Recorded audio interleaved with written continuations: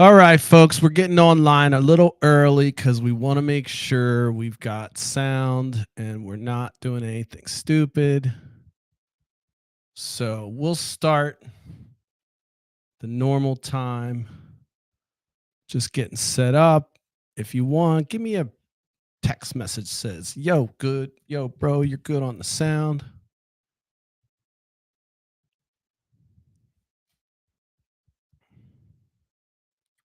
So we'll see how tonight goes.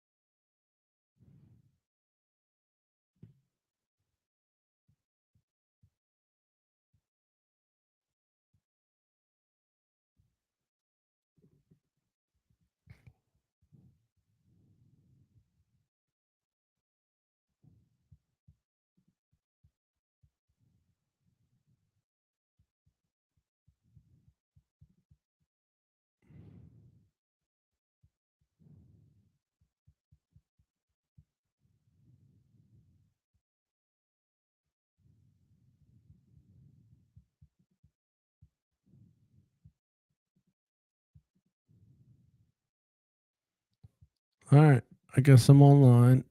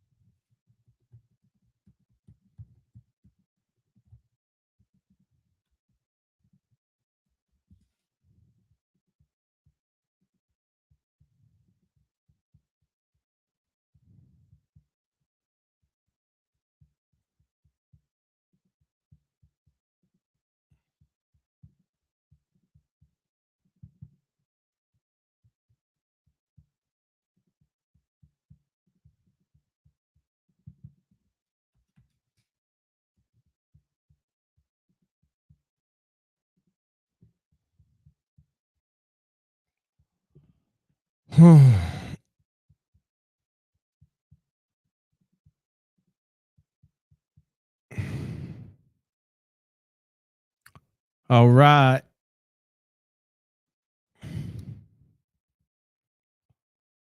We're going to go live.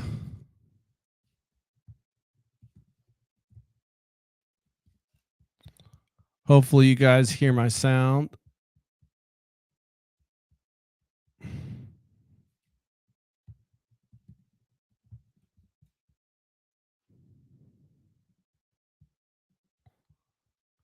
We'll go live. We know nobody listens anyway. So we'll go ahead and we'll do our intro.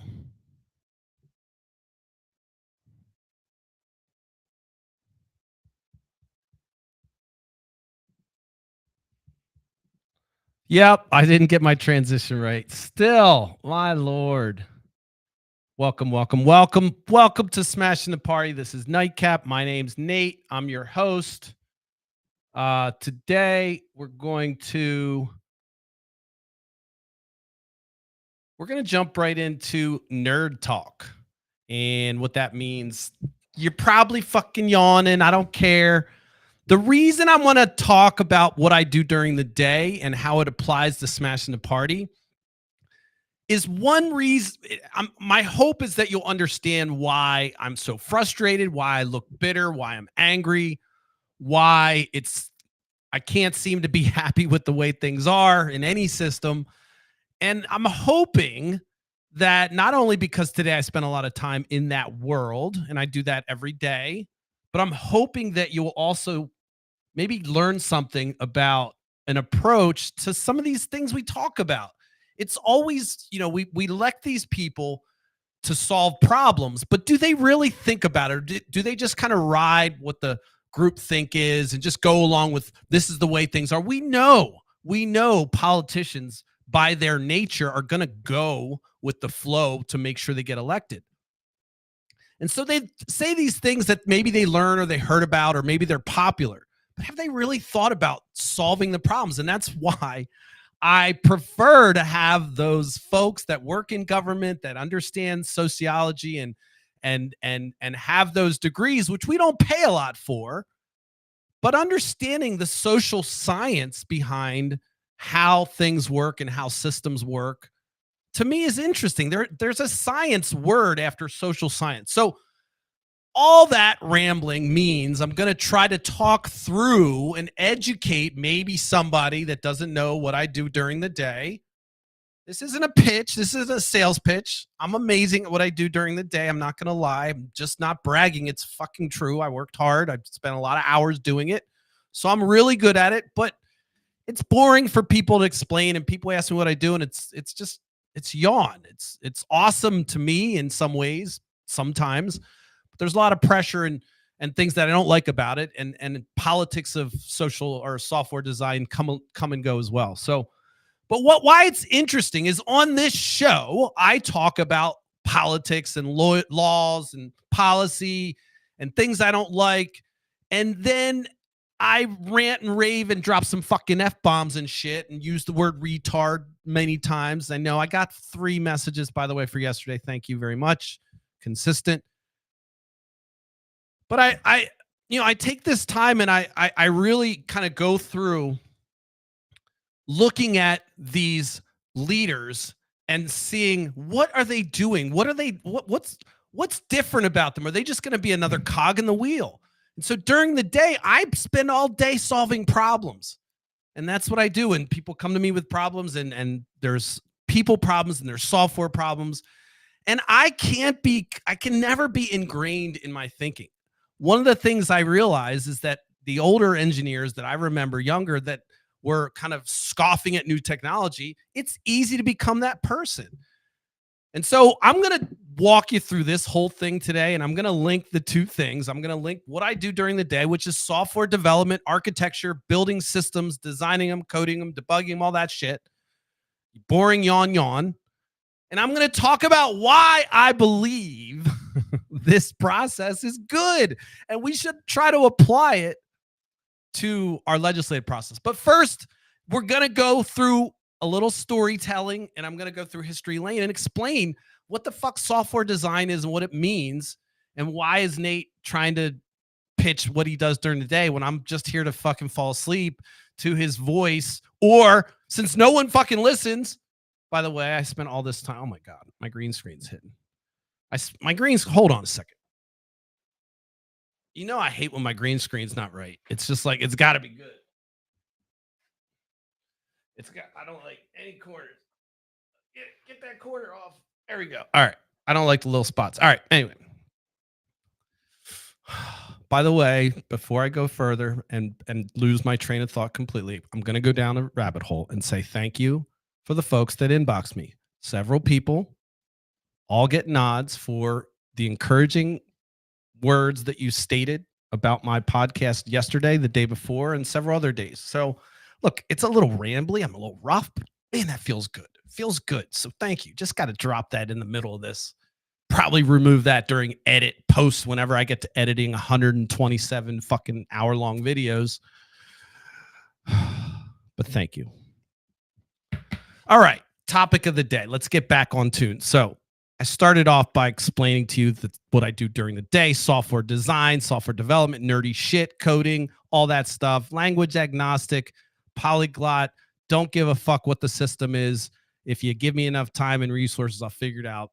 I tell people how to do it. I teach people how to do it. I draw up diagrams. I do design.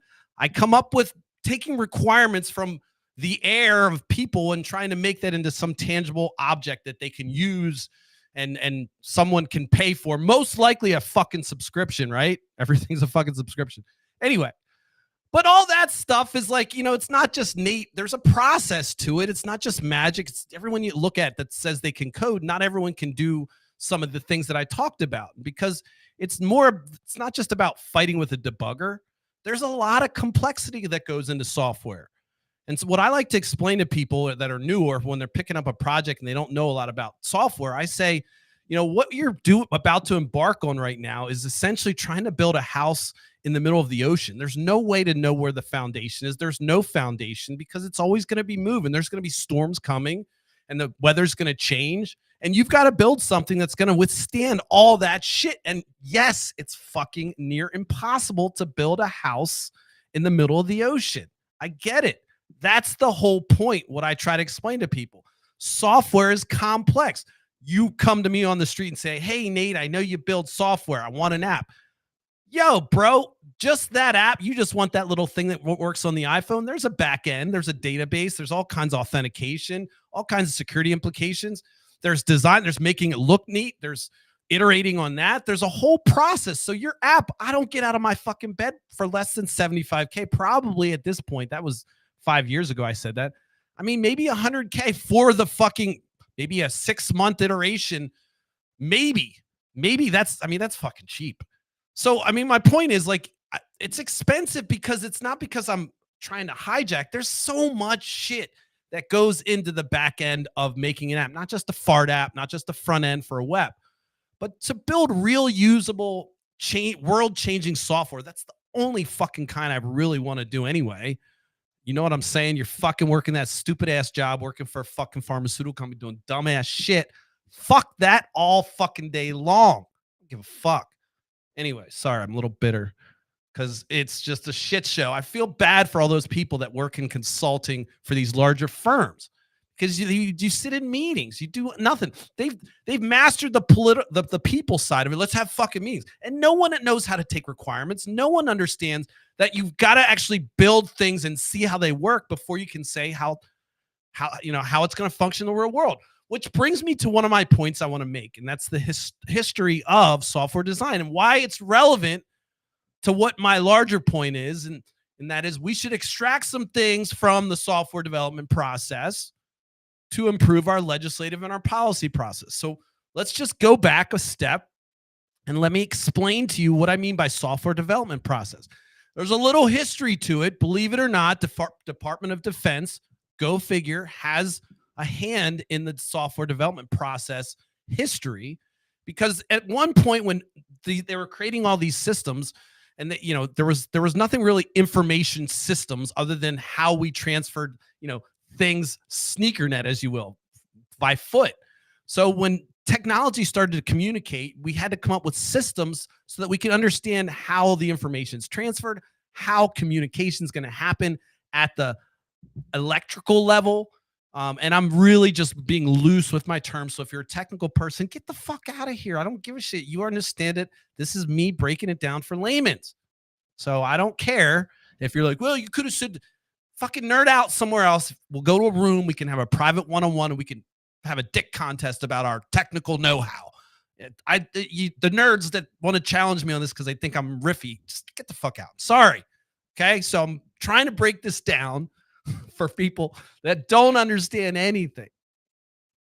So Department of Defense kind of gets in there because they're realizing this is something. In 1985, of course, one of the first things people were trying to figure out is how do we write software? Then how do we make it work? And then how do we build teams around software? And wait, the software is complex. How do we test it? And so they came up with a methodology that was called waterfall. And if you hear that word in your tech, you cringe. Yeah, of course. What it meant was it was a very linear process, and you came up with design elements, requirements, and you stepped through this process where it was just very sequential, designed it, developed it, tested it. First you gather requirements and everything else, but it's very linear. And so you have a design of the software up front. The largest attribute of this is that you have kind of know what you're building before you start. So it makes sense in the real world, right? You're building a house. So you want to know what the house is going to look like. So you get an architect, you get plans, and they show you the plans. And maybe if they have 3D rendering, they could show you what it looks like. And you get people out there and they're going to excavate it, and they show you plans on how they do that. And so the design is set. And then, of course, the customer comes in and picks their bells and whistles, and they can make some changes. But a lot of this is set in stone. You know what I mean? If we pick the location, this is in the real world. Remember, we're not talking about the house in the ocean, but in the real world. And Now let's take a leap to the software world, and you start out thinking that let's just do the same thing. Let's just say, all right, let's just get the plans, get the plans. We're not going to start digging yet. We'll just get the plans. We'll design the software, and then we'll start building it, and then we'll deploy it and test it. Now, the problem with that is that you're trying to build something, and unlike the real world where you can kind of see it as it's building, go, holy fuck, we fucked up. And you can test it against the laws of physics. You have nothing to do that with in software. You do have mathematical proofs for those nerds out there. Of course, software can be proven. There's math behind it. Of course, you can have a perfect software that has no errors because it's encapsulated all random conditional blah, blah, blah, blah, blah, right? But the bottom line is in software, they attempted to say, we're going to take, in fact, architecture, as I say, all you architects out there get real pissed off when I say I'm a software architect. We had to go through testing to get my architect. Yep. I just fucking one day went, dude, make me a software architect. And voila, I now had the responsibilities of a software architect. No fucking schooling, just fucking hard grit, living in a forge of fire and hell. So I'll take my fucking chops with my architecture fucking moniker because it's the real deal. It means you fucking went through the grind. So anyway, but that word is taken from the real world. You know, we're trying to make these intangible things and we're like, all right, architecture. Yeah, well, let's just use architecture because we're trying to build a house. Yeah, we're building a house over in software land. No. Well, they tried that. They worked and they found out it sucked because you had software that basically ended up at the end not looking like anything maybe, or it looked exactly like your design, which God forbid that happen because now your design's outdated. People are, remember, the software world is moving. The ship's moving. We don't know how things are going to work. People change, requirements change. Now this is no longer a function we need. Now this software is useless. Or, man, that's too complicated. Even though it solves this problem, it actually creates new problems. So now what the fuck? We spent billions of dollars, millions of dollars, billions of dollars in the case of the Department of Defense, who had a vested interest in processes to limit the cost of software. Believe it or not, the government actually, when utilized correctly, can be pushing the forefront of good things because they can look at clear directives and not worry about profit and say, here's the best way to do it. Ignore profit. This is the process. So they came up with the waterfall methodology, which I had a little waterfall picture in my placard to indicate, you know, just things kind of tip down and eventually in the end here you end up with your software, this pool of whatever the fuck it is. Now, just like a waterfall, you have a pool of whatever the fuck you're going to do with that water. Okay, you have it. And now what is it down here? Hopefully it matches what you thought it was before when it was up top. Not so good of an analogy, but what I'm trying to say is people started out applying the real world application of software of real world problems and tried to apply it to the software world and quickly found out it's a different world because now you're dealing with people and intangibles and who knows what the fuck Nate wants when he's trying to build this software thing. It's only in his head, and when he communicates to the designer doesn't pick it up. So you have all these things that can happen to add to the complexity. Plus you have people involved. Anytime you have more than two people, you got politics. So it's crazy chaos. You have the people layer on top of no foundational place to put your stuff. It's coming from Joe Blow's mind, this idea that you're making. We know the need. Everyone understands these. What's it going to look like? Is that color right? Oh my God, it's fucking chaos, right? So hence project management came along. We need project managers. And so this was a kind of a place that was carved out specifically to manage kind of this whole process. And project management's not new, right? We have project managers out in the real world. So again, we're taking the real world and saying, we're just going to do things like the real world. Project managers, we have, contractors, we have, maybe a foreman or a lead tech and all these things. And so we do these things and we find out slowly over the years, even though these smart people came up with these systems, again, smart people spent time coming up with the system and said, this is the way to do it. Waterfall methodology, 1986, 1985, whenever it was. This is the way you write software. It's the fucking, we did the studies. This is the right way. Slowly and surely, shit was starting to realize that, man, it's really expensive to do this because we end up with all this software and it's actually wrong. We try to do requirement gathering, which is basically figuring out what the fuck you're going to build. Like, I want a house. What kind of house? Where do you want to live? What kind of structure? Do you want wood? Do you want stucco? Do you want fucking brick? What do you want? You want stone? Those are the type of things that you ask if you're going to build a house in the real world. You say, what do you want? What do you want? Windows? What do you want? Deck? What's your requirements? You hear people in software say. And so people in the beginning said, this is what we need, just like top down manager. This is what we need. Think like North Korea. We want this done. It needs to get done. And so it just pushed down into the system. Everyone's stressing the fuck out. Project managers don't know what the fuck because they know, holy shit, this is the output of what we've got. And it's nothing like it's exactly what they wanted. But man, this doesn't fucking fix their problem. So it happened a lot. And there was a huge amount of failure in software. Still to this day, by the way, like what is it? 80% of software projects fail. So you're looking at a person that just went through complete failure to get my architecture chops. Failure after failure, public humiliation, being on projects and that millions of dollars or thousands, hundreds of thousands of dollars being lost because of mistakes that you made that you didn't know. So software is hard. It's hard. It's fucking hard still today. But then it was hard. I mean, anyone that still, by the way, waterfall's still used in many kind of organizations. There's some advantages to this methodology. For instance, it's easy to explain to people how things are going to work. It's just like the real world. We're going to design it and then we're going to build it. You're going to see, we're going to tell you, we're going to give you updates and we're going to do it and then it'll be done. And then once you sign off and we match the specs, it's done. Oh, wait, the specs don't even do what the fuck I want. Sorry, you're fucked. That still happens. A lot of big organizations, old heads, think that this is the right way because it's easy to tell project managers or the people above you, hey, this is what we're building. Here's the plans. Oh, cool. Now I can go to my boss and check off that this is what they're building. And then all you got to do is just sit back and go, you didn't build that. You didn't build. It's not even doing what the fuck you built. What you said you're going to build, but it sucks. Total shit. And that's why a lot of large organizations, when they talk about waterfall, I cringe. I know they haven't had as much failure as I have. They haven't failed enough to understand that fucking doesn't work. So you're probably thinking, Nate, I don't even know how you're going to link this back to legislative. Well, waterfall isn't the only way they came up with it. They kept on iterating. They kept on saying, look, it's too fucking expensive. And one of the things I want to explain to you, if you talk to nerds, geeks, people that understand software, and you want to build an app, I laugh at the fact that you're thinking, okay, Nate, yeah, I got him down to 150 to build my first app. And that includes everything. And I'm probably lowballing. So all you app developers, if I'm fucking up your pricing, I'm sorry. That's just a couple years ago. And I'm fucking not doing mobile app right now. So I'm sorry if I'm throwing out numbers there, but it's expensive. Hopefully that still puts you in a good ballpark. But here's the thing. Now you build the app, and guess what? Just like a house, except it's way worse than a house. It crumbles as soon as you walk out the door. As soon as you walk in, it's fucking falling apart. It requires maintenance.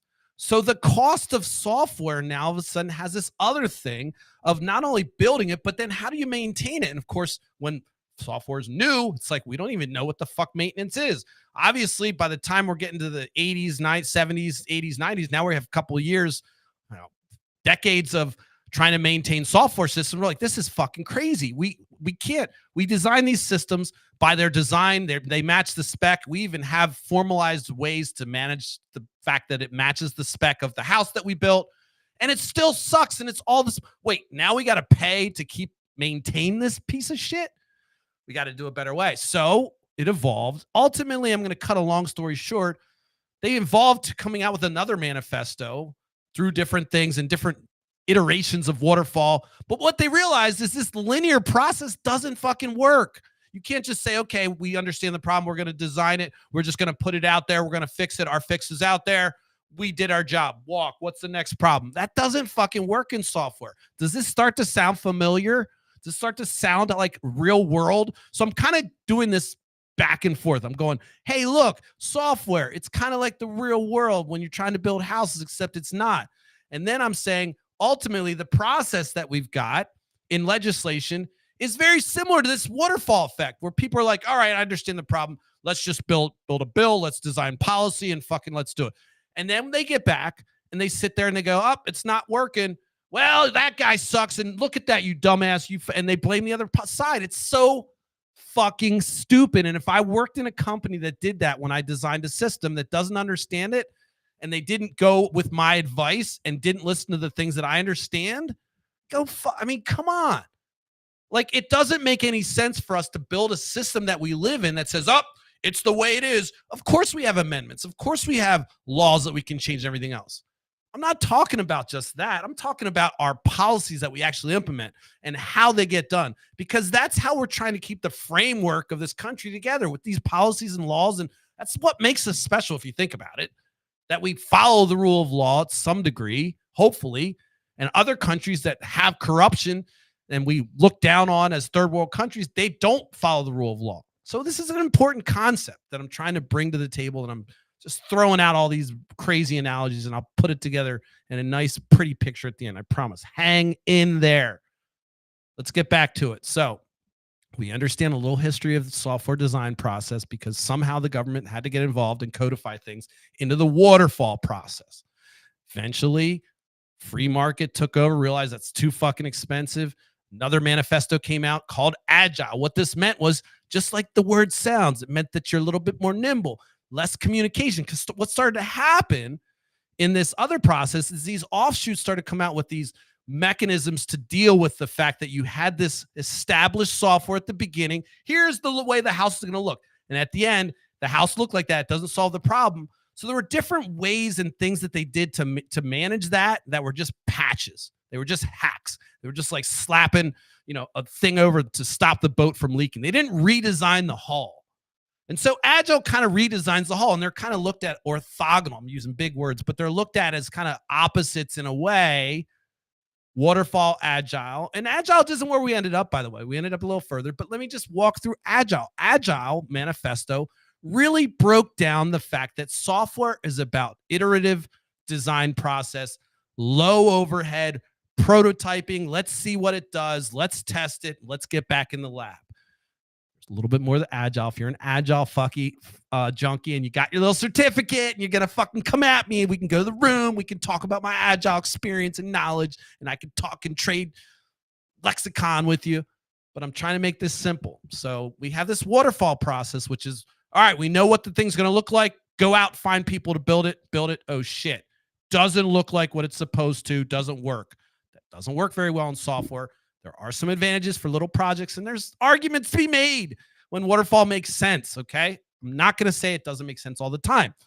But, the 30,000-foot view of a whole domain, you have to kind of look at where the efficiencies are, and there's a lot of inefficiencies in waterfall. Makes sense? Doesn't our fucking legislative and our policy system look efficient? Maybe it's because they're still stuck in this waterfall thing where it doesn't iterate. You don't try things out. And that doesn't mean public experimentation on people. That means policies, and you really fill them in. Like, one of the things I struggle with, I would never be able to deal with in my domain, is if I said, all right, this is a solution. As the architect, I get to decide a lot of things that happen with the system.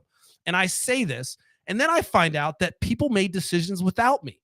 And again, they decided to put things in there that they just kind of take shortcuts or do whatever.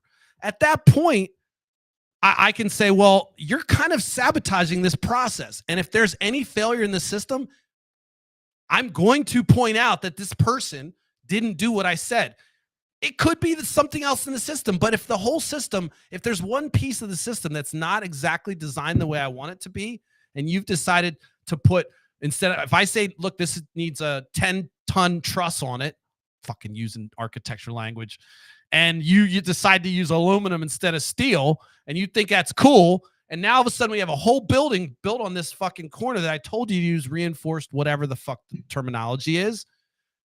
I mean, if I'm the foreman of that place, I'm going to be like, yo, who the fuck made that decision and why? And yeah, you're liable for this whole problem. Same thing in software. So architects tend to be a little bit of a control freak in understanding how things work, because the whole thing is dependent on the sum of its parts.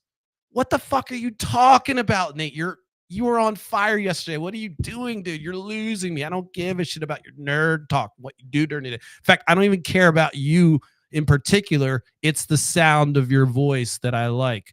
I know people don't listen, but I'm trying to bring something that brings a little what I do during the day and link it with my thought process and why I get so frustrated. And one of the key points I'm going to land on is I get frustrated because we're not iterative enough, meaning we're trying to do policies and forms and changes to our world. And we kind of go out there and we say, this is the way it should be. That failed. But you also have the saboteur. You have the folks out there fighting against you. And so when that policy fails, they're willing to say, hey, look, that policy failed. See, it didn't work. And me, as the architect of this policy, would say, you know why it failed? I want to try again. You're never going to get that shot in public policy, though, because they've already done the damage. The saboteur has sabotaged this policy that could be great for people. And because of that, now the architect of this policy is to blame, and they're going to take the brunt. And in public policy, you can't just say, hey, look, you can't point. No one has time for the nuance. And by the way, same thing goes in my domain. I spend so much time explaining things, getting people to trust me, getting them to understand, hey, listen, those things that you hear about that people do, those things end up failing. I'm the guy that's going to put the X where it needs to go. And that's not a pitch. If you're working in software, I'm fucking talking about. I'm not bullshitting. And most likely the people above you have no idea what the fuck's going on and don't understand enough about what you're building, depending on your level or your organization. Now, if you're working for a good organization, all this sounds foreign. Stay where you're at. This is fantastic. But if you're working for somewhere else, I'm telling you, I know I did it. I grinded it out. I probably was a 120-hour week worker for years. So when I say that I had the experience doing it, it's not just horseshit. And I don't like to puff myself up, believe it or not. But it's one of those things where, to me, it's the reason this career, I'm not an engineer, but it makes sense for me is because things are very black and white. And you can really kind of get them down to brass tacks. You can ultimately have a mathematical proof of whether your software is correct. And to me, that means that there's some level of perfection that you could get to. And most people are doing what it takes to get it done and get the door and get the checkbox and not really think about the implications of what they're doing, including our policy folks, which is so fucking frustrating. And no one wants to spend the time understanding the nuance. They just want to point to the failure. As I said yesterday about the comedy thing, I'm not really a believer in the whole cancel culture. I think just the people that are negative are able to raise the volume of their voice. And so now all of a sudden you're listening to this person who's yelling and screaming, forgetting about all these people that are in love with your content or whatever it is you're doing. And by the way, that's not my situation. I don't have millions of people hating my content. Although I've said before, I'll take 1 million haters. For Pete's sakes, I've got 1 million people that have nothing to do but hate me. Somehow I've done something. Anyway, I somehow always evolve into, I need another YouTube subscriber. That's important. And I want to get to 50. And I'm using this voice because if you're sleeping, you're going to wake up and you're going to tell your friend, your spouse, your lover, your mistress, your concubine, whatever it is, you're going to say, listen, you got to follow this dude. He's nuts, but he's going places. Get me to 50. All right. I don't know who that was, but that guy does want 50 followers on YouTube. So back to my point. I'm not doing the humor today. I do have a whole humor hour that I want to do, since everyone copies jokes and people steal jokes and open mics don't like me. I'm thinking about doing that just because then I can practice here. And you guys, I don't even know if you'll laugh. But anyway, total digression, always thinking, back to software, back to me puffing my chest up. No, I say it with humility. I've failed so much. People have worked with me know I've been on projects that have driven me to lose massive amounts of weight, to massive amounts of alcohol and drugs to keep up with the fucking stress of it all. Yeah, I said drugs. Some people call marijuana a drug. Calm down. So, it just, it's something that I spent a lot of time learning and understanding. And I really do find a lot of frustration in my domain in the same regard as everything else. And it's why I've elevated myself to being the architect, because I'd rather be responsible for the failure and learn from it. And I get the privilege of, I had the privilege of being in a company that just allowed me to fail miserably. They're probably watching this like, you motherfucker, we were hoping you'd fail. No, I mean, look, projects go well and projects don't. Sometimes they don't. And especially if you're new and you're a new architect and you're really trying to, make your way, you might make a little more risky decisions. So I own everything I've done, and I'm proud of my track record, quite frankly, especially against the industry. So that being said, I take on this podcast and this live stream And that's the lens I look through things at. And it's can be frustrating if you're an engineering mind like that, or you at least look at problems kind of as having, yes, it's a problem. First of all, you can you could define the problem. You have to define it. It's something I didn't even touch on. If somebody says they want software, what do you want it to do? You have to be able to define the problem you're solving. And so a lot of times we don't even really clearly understand the problem. We have these patches to say, okay, this is happening, but it's a problem that was created from another problem. Now, if you're watching this, you're like, man, that was a lot. Look, software is very complicated. It has people, places, and things that all have to be moving in the right time, the right order in order to work correctly. People call that debugging software, but there's politics involved. There's people, there's ideas, there's taking something that you can't see and making it work or solving a problem. That's not unlike policy. You really don't see the effects of the policy. You can see the outcomes. You can try them. You can hope they work. There's always going to be some error that's going to come in that's going to bash the system. But instead of doing what we've done and learned in the small time software's design has been around, which is less than 100-year-old domain. Am I dating myself? Yeah, it's definitely less than 100, probably. We don't iterate. We just kind of allow these policies, and then we just throw them out. So it's like if you try something and it fails. For instance, perfect example of this. If you know this show, I'm pro legalization of drugs. Yes, I want to be able to get a prescription for Peruvian flake. What I said, yes, I'll say it again. I've said it today. I would get a prescription for cocaine if it was legal. Why not? It's fucking pure coke and you're getting it from. So I'm pro legalization of drugs. Okay. And if you don't know, don't try cocaine because it's amazing when it's really good. Okay. That's a fact. So now all of a sudden you're telling me there's a world where I can go and I can be like, oh, I guess I'll just take maybe an 8-ball or a gram. I mean, it's pure. So you probably don't need a lot. I'm really going off on this. Why am I fantasizing about this? I was excited about Oregon. Like maybe I'll do a coke vacation and go to Oregon because they had legalized drugs. I'm thinking, well, when's it going to be? I can walk into a dispensary and be like, you know what? I don't like that brown stuff. It just made my jaw swing a little too much. I want that stuff right there. I like the drip. I mean, those are weird questions you could potentially have in a dispensary of cocaine. Now, if you're watching, you're like, oh God, dude, I'm not an active cocaine user unless you're going to tell me it's really good. Who isn't?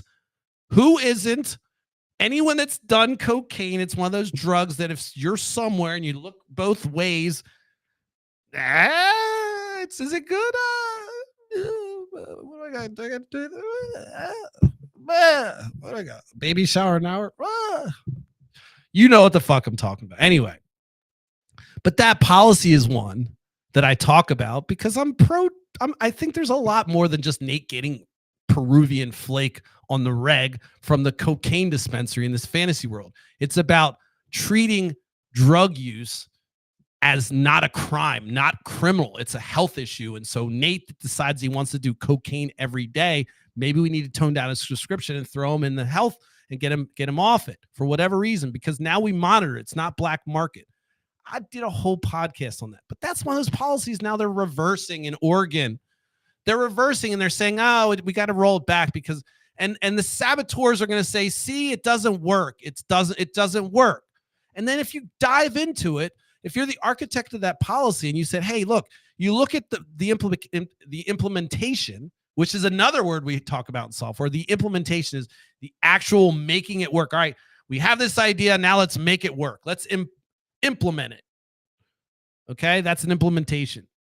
So the implementation, this is where we're going to implement it. It's done. We do these things. There's no learning about it. We just do it. We say we're legalizing drugs and we're minimizing criminality around it. We don't think about things, or we know there's things we have to put in place like public health and everything else. America doesn't have that fucking kind of infrastructure, so it's gonna fail no matter what. You have the most liberal state in the world. They're like, all right, we're going to legalize drugs because we believe it's a health issue.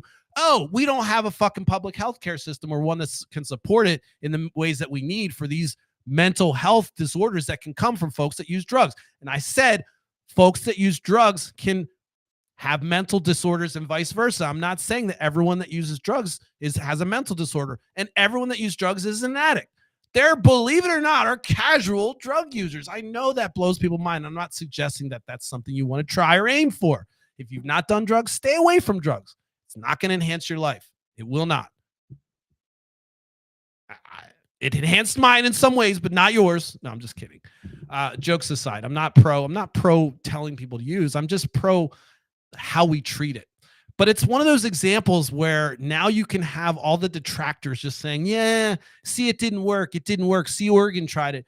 But I point to Portugal and what they did there and some of the things they did right there as, hey, look, they had the infrastructure to support it. They had professionals and put aside politics and looked at data and said, here's the things we need to do it. They took it as a science and they iterated on it. They said, here's what we want to accomplish. Let's iterate to get there. I love that idea for public policy because it's so fun in software. You're like, all right, when you get that client that's on board and wants to build the fucking dopest shit, and you say to them, look, this is going to be awesome because every week, every 2 weeks or whatever it is, whatever our sprint reporting level is, we're going to do every 2 weeks in this sprint. You're going to get updates. You're going to get updates every day. But every 2 weeks or whenever we do our demos, you're going to get a demo. You're going to get to see. And then guess what?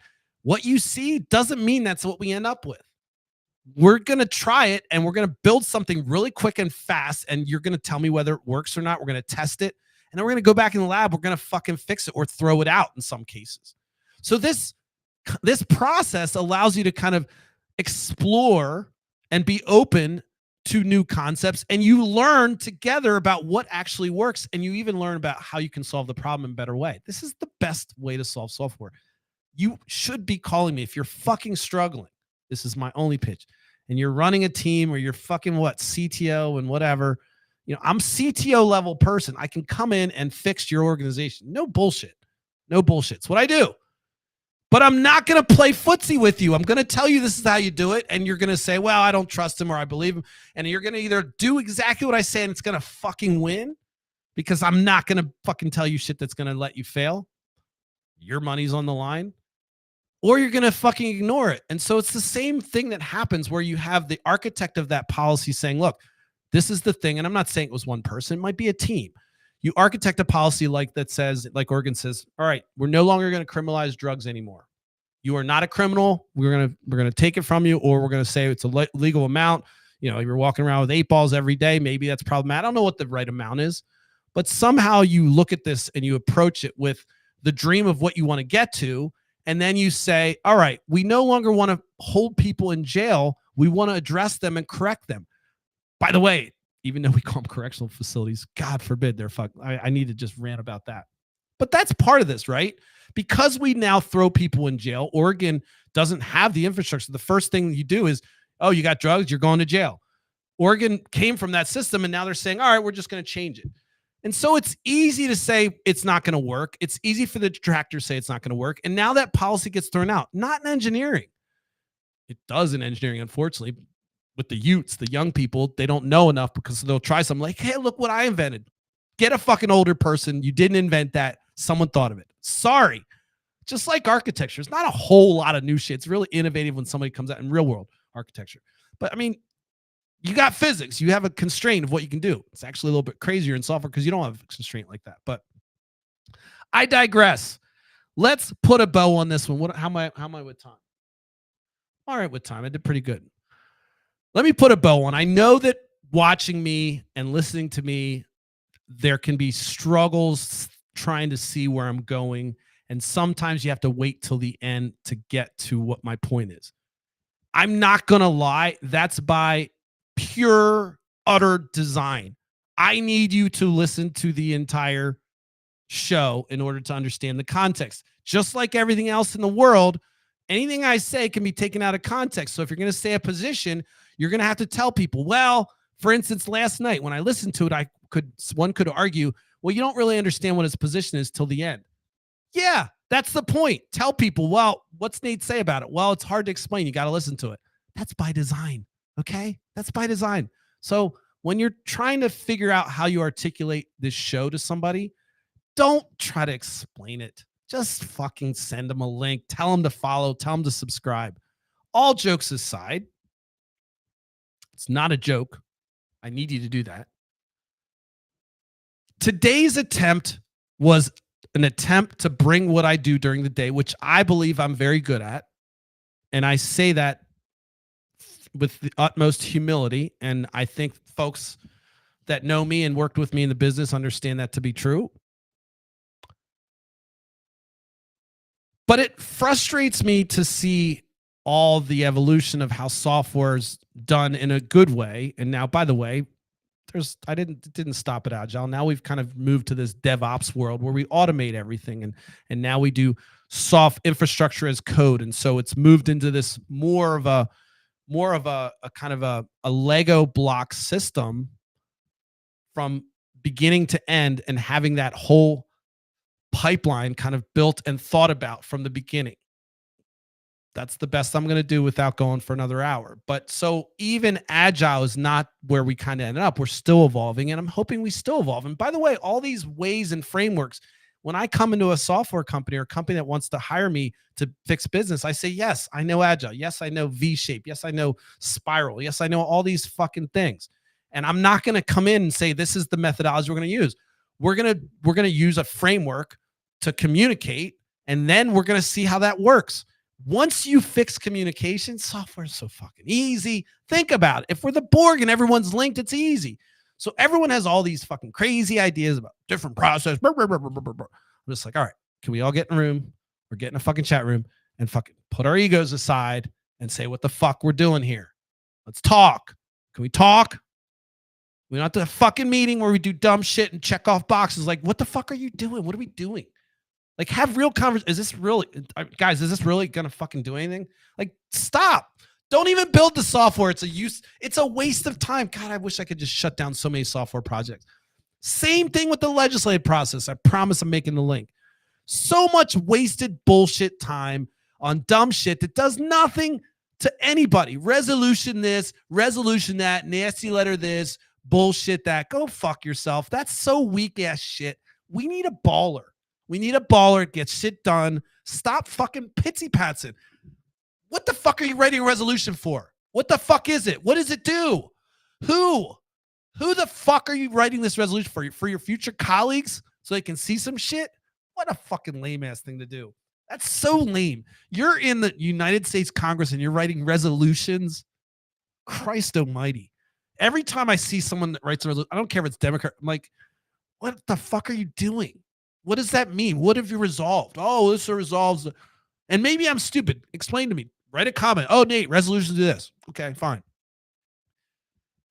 I am so tired of fucking people lying to themselves and then you buying into the lie and then lying the systems. This is a system. These systems were created by fucking imperfect toddlers. The older you get, you realize everyone's a fucking kid with a veneer of fucking something that makes them an adult. That's it. We're all fucking toddlers. So everything you see was made up by selfish, greedy or non-greedy or whatever, but little kids that were fucking shitting and pissing everywhere. Now they grew up. Somehow they got they created a system and everyone believes it. So it's all smoke and mirrors when you think about it. And I know that sounds fatalistic, but the good news, if you have that perspective, is it gives you an open field for what you want to do when you solve problems. I started this out by saying, I try not to become the old man in software, because I need to take on new ideas. I need to buy the Vision Pro. I need to keep up with the latest frameworks. I need to do that because I need to understand what's going on. But I also come with experience and know that there's a lot of wasted churn going on out there. Same thing with our government. There's just so many people that just go in and just say, this is the way it is. This is the way it has to be. No, it was invented by some other person that bled, shit, pooped, peed just like you, got sick, threw up, couldn't eat sea fish, seafood, whatever. I mean, seriously, I'm trying to break it down. Like, these people that you see and that you hear, they're smart. Some people put their time in. It doesn't mean you disrespect experts, but it's always okay. And this is where, I lose some of the conspiracy people. Like, see, you even said, don't trust experts. I never, ever meant that. What I mean by that is every piece of information that you get is created or generated by some other human that has an incentive or an agenda. And it's okay. It's how we operate. I have an agenda: survive, feed my family, keep my dogs healthy. All these things are fine. They're good incentives. But then I do things to make sure that sphere is protected. And so when you have a large enough impact, you have to be careful that their selfish desires don't spin out into everything else. That's all the fuck war is. No, you and I aren't giving a fuck about Palestinians over there. Or not the Palestinians. We're not giving a fuck about wars that aren't in front of us. We don't. We do. But I mean, do we really want to fucking bomb people? I don't. Like, that's what I'm saying. Like, when I say give a fuck, I mean, I don't even understand. Like, I can imagine, like, in my work, like, all right, like, let's say I operated my world, my consulting world, like the US governments and other governments do. Well, I think you should do this. No, we disagree. Well, I think you're going to be a big mistake. No, we're going to go our way. All right. I'm going to declare war on you and I'm going to fuck you up. So, I mean, that's how stupid it is. Why can't you go to that person and say, hey, let's talk about this? Because people are fucking stupid, toddlers, selfish bitches. And I'm sorry, women. I don't mean that. I mean, as in female dogs, fucking idiots, animals, to think that that's the only resolution that humans can do is fucking bombing shit. It's so stupid. It's so, oh, what? You can't speak their language? No, we can. We're just fucking bombing them. Ugh. Such a short sight. This is the way it is. This is the way it is. This is the way we do it. So fucking Neanderthal-ish and just boring. Like such a, it's such a, my eyes are almost watering because like I well up thinking about how we came to that conclusion and how we continue to come to that conclusion in this modern day. Like, oh, we're just going to mow down these people. What the fuck are you fucking talking about? Like, I don't care what side of that you're on. It's absolutely, you go out in space, you look at the earth. What the fuck are those people in that little area fighting about? Like, seriously, there's all this area on this planet and these people are acting stupid. One side of that population's really using their power in weird fucking ways. Because this is toddlers. We're all, who came up with fucking Israel? A toddler. I'm serious. And I'm not just hating on Israel. I love Israel as a country. It's great. It's fantastic. People of Israel, great. But it's a power struggle that's so obvious that when you start to look at like why we do things, it's like weird ass shit gets involved in fantasy play and role play when you really look into the whole thing. And people just accept it.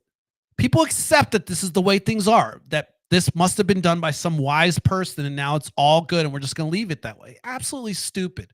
It's not iterative. Even with that policy in Israel, we're just going to defend Israel no matter what. Oh my God, I wish somebody would say that. Look, you got my defense. Nate, you are free of doing whatever the fuck you want. We'll back you no matter what. What the fuck kind of shit is that? And now all of a sudden I'm like, hey, look, puffing my chest out. I can do whatever the fuck I want. Even do shit that was fucking done to me that I didn't like. It's fucking bizarre. It's bizarre.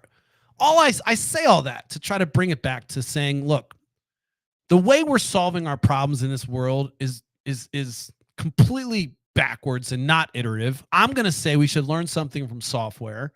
I'm going to say that software, as much as it's complex and it fails a lot, it keeps trying, it keeps iterating.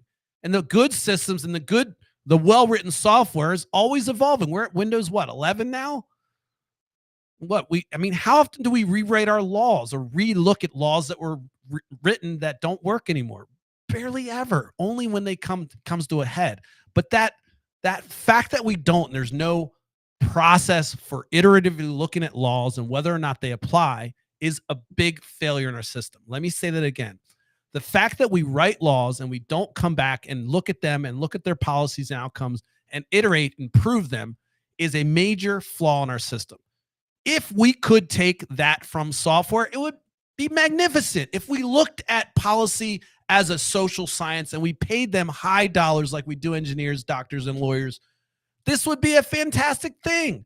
We could actually try solving these problems. And of course, we're doing it to the benefit of humanity. This is why I'm saying this is something we can all agree on. Let's start looking at the laws that make no sense and fucking get rid of them. What makes no sense? We start with that baseline. This is where your opinion can inject in. But all this is good communication, and I can work with this, and I can develop a better system if we're talking and we're defining the problems and we're making it concrete. And we realize that it's kind of like building a house in the middle of the ocean. It's hard, and we can't control things. There's natural catastrophe and people and economics and all that stuff. It's just like fucking software. It's hard. But we have to come in with the perspective that we're not done. It's not you write a law and you just move on. It's iterative. It's constant. So that's my spiel. I'm sticking to it. Let me see how much time. 21. All right. All right. Here's the bow. Here's a nice, pretty picture. I came in today, gave you a little rundown, a little history of waterfall, agile. If you're a nerd, you didn't get it fucking off on this. I apologize. Go fucking take care of yourself somewhere else. But I tried to explain to the layman, which is people that may not know anything about software, that there's a process for how they came up with a better way to improve systems that were more efficient, cost effective, and got better quality and solved problems, actually made sense to the end of the problem. So software evolved. We have not evolved. We came up, America was a big evolution for people in a concept of where people now had power that wasn't known to them before. Besides, I mean, we weren't the first democracy, but you know, this was a new experiment with new kind of rules in a modern era. And we've kind of just said this is the way it is. Now, of course, we have amendments and everything else, but I want to continue on this viewpoint that none of our work is done. Just because you pass some bill or whatever, or you repeal something, nothing's done. We need more data. We need more data-driven legislators. Boy, wouldn't it be great if our legislator, all they cared about was data and made policies based on that? Wonder if we could write a program to do that. You motherfuckers could be replaced so easy. That's you legislators could be replaced. No bribery, no bullshit. Yes, let AI do it. For Christ's sake, get the fuck out. You're middlemen. We don't need you. We can do better representation with software, I promise you. So, but you got to have people, before people start, you know, people are going to look at my ideas and think I'm radical and, oh, I'm crazy. But that's what makes me a good architect. That's what makes me a good engineer, is because I come into the room and I'm not necessarily going to just go along with the flow. I'm not just going to be counterproductive or contrarian. That's fucking idiotic too. I want to agree. I want collaboration, but I need to listen. I need to be humble. I need to understand I'm going to make mistakes. I need to iterate, which means coming back to that thing that I did, whatever it is, and making it better. It's what the fuck I'm doing here. It's what you're watching happening in real time on this show. I'm trying to iterate. I'm trying to get better. Today, I was going to drop a fucking lower third on your motherfucking ass, but I know you weren't ready. Neither was I. What do I mean by lower third? Google it. Google it. But the shit was hot, personally designed, way too much time on it. It's not going to, I'm going to talk it down. It's really not that great. But anyway, I'm improving and not to blow my own horn, but I'm proud of myself for doing that. And it takes work and it's grindy and there's days I don't want to do it. But I have to be open-minded. I got some criticism the other day. It stung like a motherfucker, but it was true. And so I have to take that and learn from it and change. It's personal for me. So this is what we need to think about. And everything, before you just complain and act like things are the way they are, open your mind up. Look at the other side, maybe. Maybe the other side has a good idea that you never considered. Maybe someone else does. But iterate. By the way, one thing I really, really, really look back on fondly is, as much as it was like living in the forge, like an iron forge when I was in the software world at this one consulting company, I love the journey. Holy shit. Looking back, it was like a wild, wild journey. And so as we're going through and you're iterating and improving, we can enjoy it. And I'm not saying policy can be enjoyable, but we can try things. If we come at it with an open mind of looking at the benefit of humanity, why can't we legislate that way? Especially once we replace our legislators with AI. Oh, we can just turn the knob on utilitarian benefit and fucking just watch it work. Trust me, I'm not kidding about that. I'm going to do a whole thing on that. All right. Last but not least, thank you. Thank you. Thank you. If you didn't like this one and you didn't get my point, let me just close with my point. Iteration, open-mindedness, humility, enjoying the journey, understanding failure is not the end solution, but an indicator that you need more changes and you need more improvement. That's it. I'll repeat that. Failure is not the end solution. It doesn't need to stop there. It just means you need to reiterate, relook at things, reevaluate, and continue on. That you can take with any fucking domain. That's all I got for that. But I will say again, thank you. Wildly very happy about the numbers lately. Again, zero expenditure from my end on anything, and my reach is incredible. One of the things that I know will help my reach as well is getting my blog back up. Maybe you didn't read it, but there were a lot of folks that would kind of organically find me through that blog. I took it down, and then I lost the domain through some shenanigans, but I'm going to be getting that back up. And so I think that's also something you can look forward to for those folks that are just listening. You're really not getting the whole, why am I always worried about what it looks like? That's because I want to elevate to the YouTube level, and my shit's got to be tight so people can watch that in their fucking living room and not just, actually make it worthwhile and look nice and be appealing. But I want to say it's been fantastic to see the support, and I will, I'm continuing to take people's advice and what I should do.